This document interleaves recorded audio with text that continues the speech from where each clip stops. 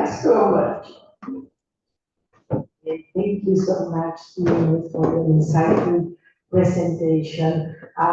Mine is a comment as well, not a question. Just thank you for confirming that the people's nation communities need to preserve their traditions, their history as well. They prefer literature, poetry, folk tales, etc. And thus, because literature has a subversive power towards colonial powers, and so that's why it is preferred rather than writing a chronicle of what is going on. And it is more powerful than history many times. Okay, so thank you for confirming that. Thanks. I think you're right. I suppose well like that. Historians, I think Irish history writing has tended to be more severe, which has meant it's been very good at chronicling the facts, but at the same time it starts tuning out its own ideological bias. Whereas I suppose in literary theory is very obvious, it's out there. There's as much ideology as it. But at the same time, I think it's true too that the writers often tell us more than the historians. And I remember something now that my former colleague, of course, Dick and Carver said, and he said the writers were sort of an early warning system for problems in society. And it's interesting, so many issues, that have been the subject of, commissioned inquiry, state commissioned inquiry. Often these issues were already treated. So I think that the writers somehow or other have a way of representing and all of these things that come in together. Sorry, there's a question by Justin. If someone can take the microphone, maybe. Yeah, thanks.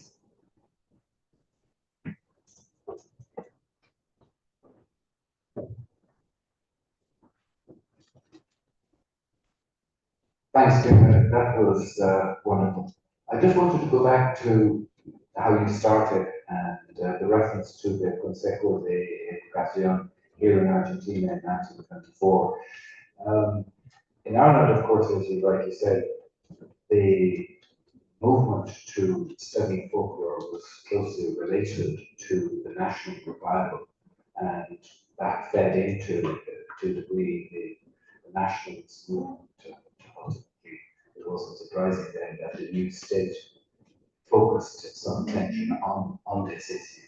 In the case of Argentina, it's of course very fascinating because there wasn't necessarily going to be a single narrative, and 19th century Argentina was divided politically, obviously, the Unitarians on the one hand working out, and the Federales working in part towards what's sometimes called valores caucheta.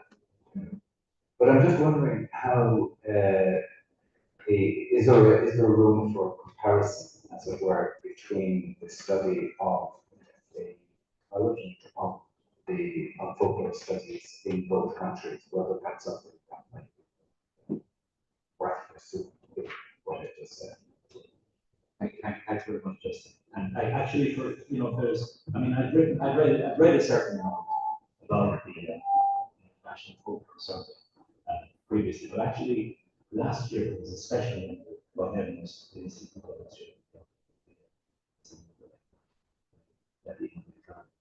we voted a number of articles, and it's available. It's an open source journal, so volume 10, number 2. So it's very interesting collection of essays, and I think that Irish nationalism was in many ways politically very conservative, and I think that there's one sense in which there's a sort of an almost revolutionary potential in folklore, which inherits some as upending cultural values. But the downside of that then is the notion of authenticity. I think Appalachia,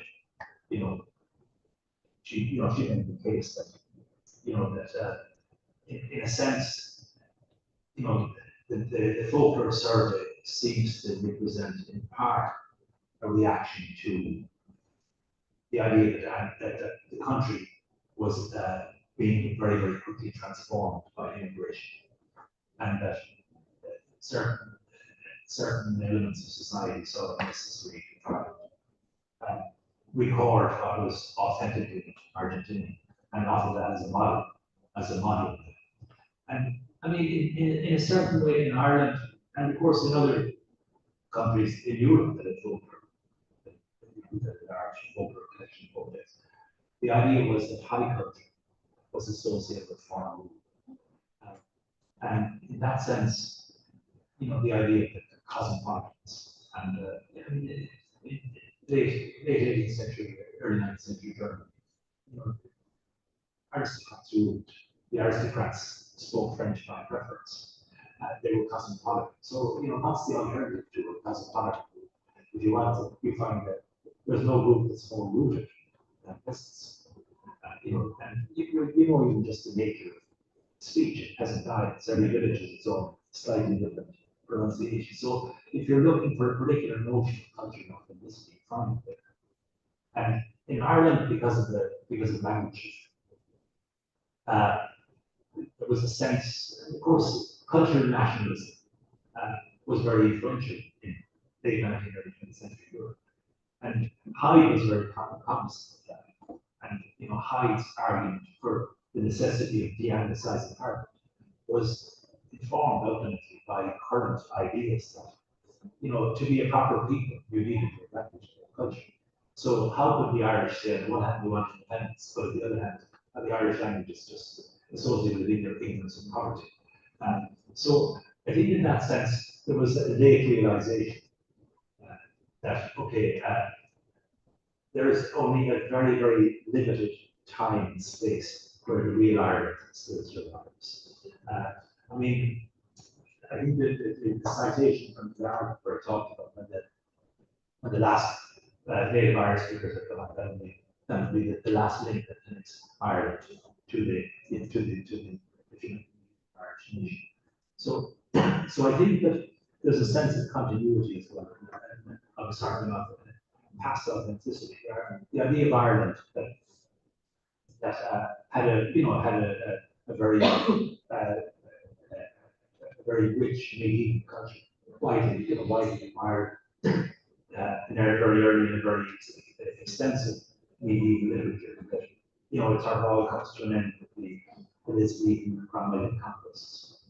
And it's interesting that most histories of modern Ireland begin in 1600. It's as if, you know, 1600 historians don't really need to know Irish.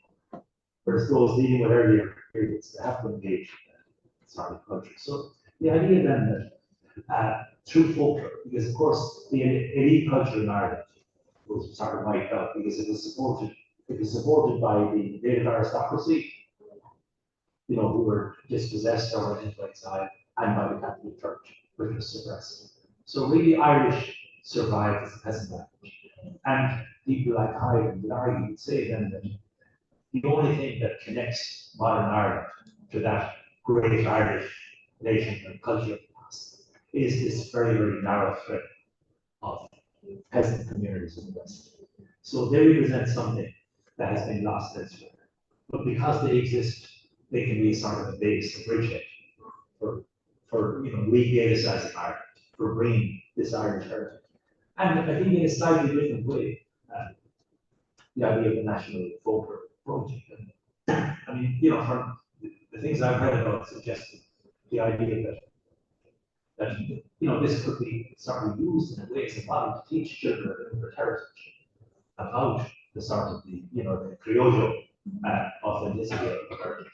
So I think there's a sense always when questions of culture and authenticity come in. And sometimes, I mean, and of course, folklore can be appreciated from the left as well as the voice of the people. And of course, it can be appreciated from the right as conservative, as a sort of conservative values. So you have both elements to it. I mean, I've read a little bit about folklore studies in Brazil, which were, you know, in the until the military coup of 1964. Yes. That, Yes. that it was actually very much in the left, the folklore studies. So the idea of folklore studies too can be a sort of a, that the genuine culture of the people is popular. I mean, this is one of the reasons why I found that very so interesting. The idea of popular culture. Generally, if you read English and French and North American studies of popular culture is simply, the culture of urban working classes.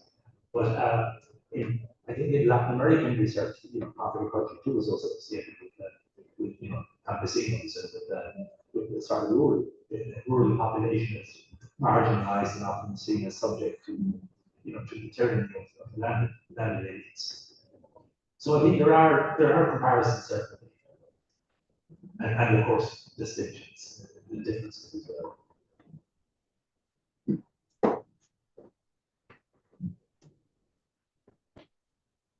Hello, thank you very much. I have a comment and a question. I remember reading on the Cátedra de Estudios Irlandeses, we read a webpage where all the stories were collected for the children in school, that they brought stories about their families. And those characters and those stories were really amazing. I don't know how we found reading about it. So I wonder if an author can take those characters and create some kind of fiction or something, they can spread more of that information. Thank you very much.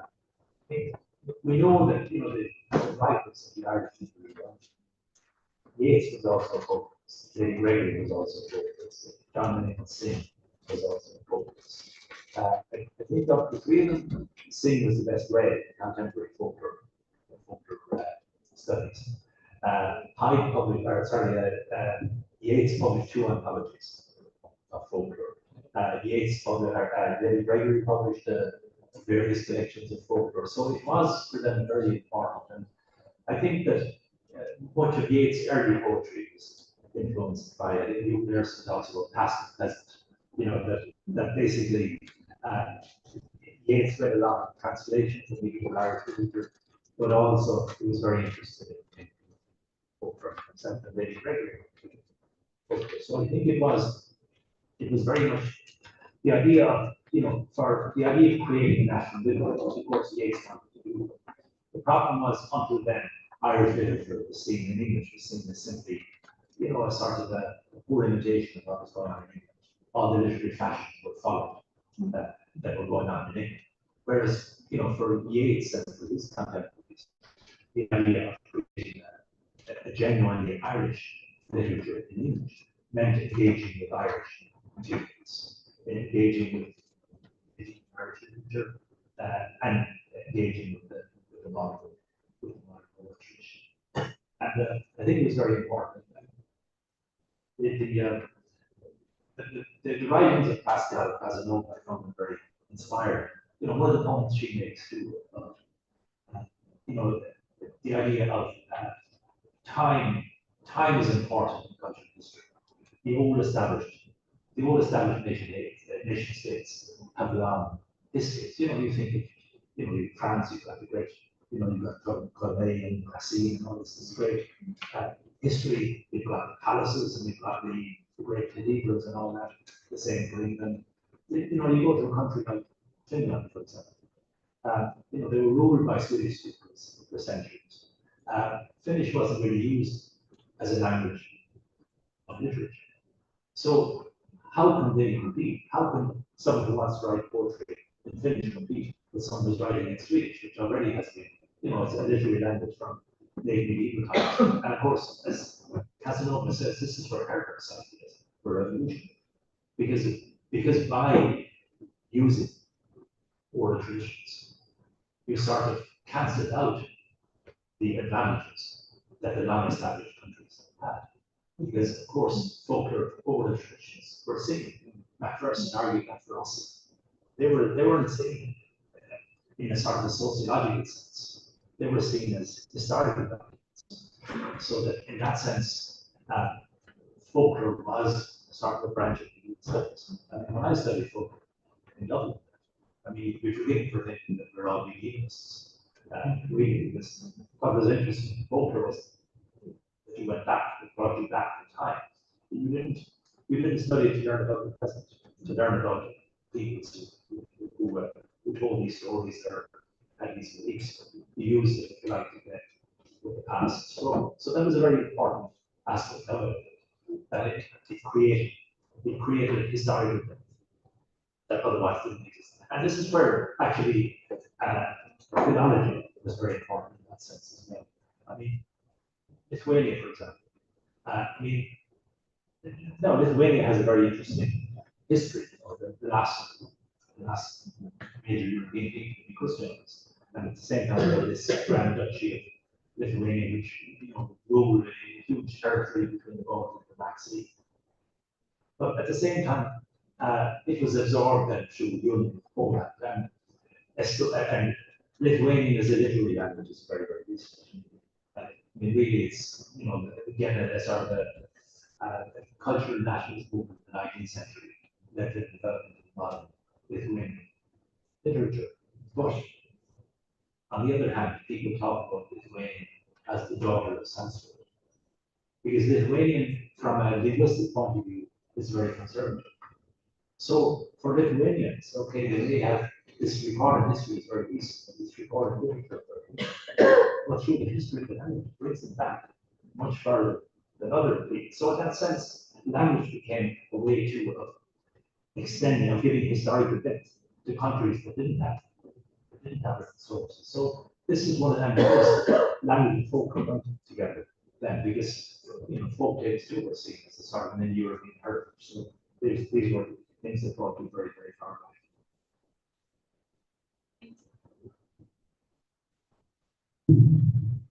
One more question. Thank you so much. I was thinking when you gave us a presentation about identity, because I think that identity is the concept permeating all this, the essential need for folklore, both in Ireland, in Argentina, and for all the peoples of the world to construct their identity and to know who they are and where they belong.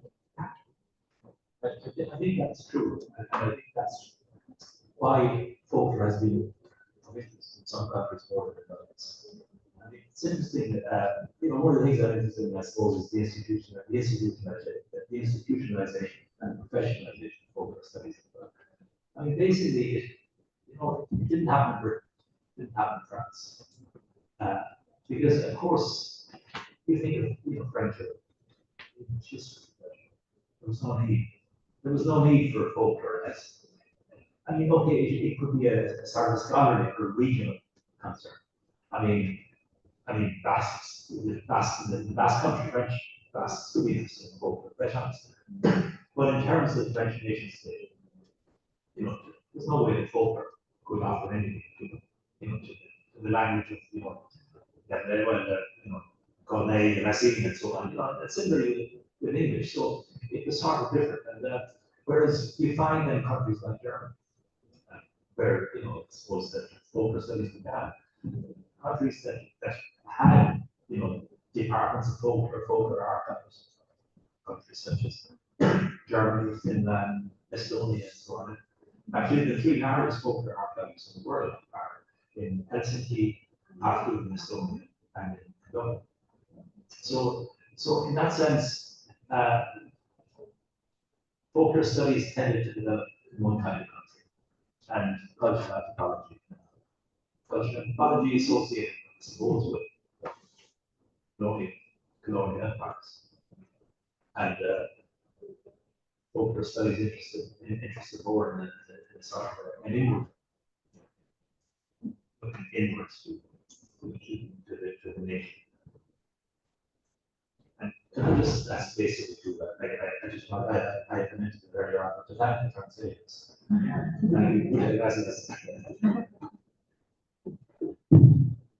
Thank Thank you. Well, I would like to say that Professor Repetti will stay in Argentina, and I think that he's willing to talk to anyone who's interested in expanding on these perspectives on folklore and his area of specialization. So you're very welcome to contact him. Well, of course, you can contact him over the coffee break as well to congratulate him in person. And so we go to the coffee break and we resume at 11. Thank you very much again.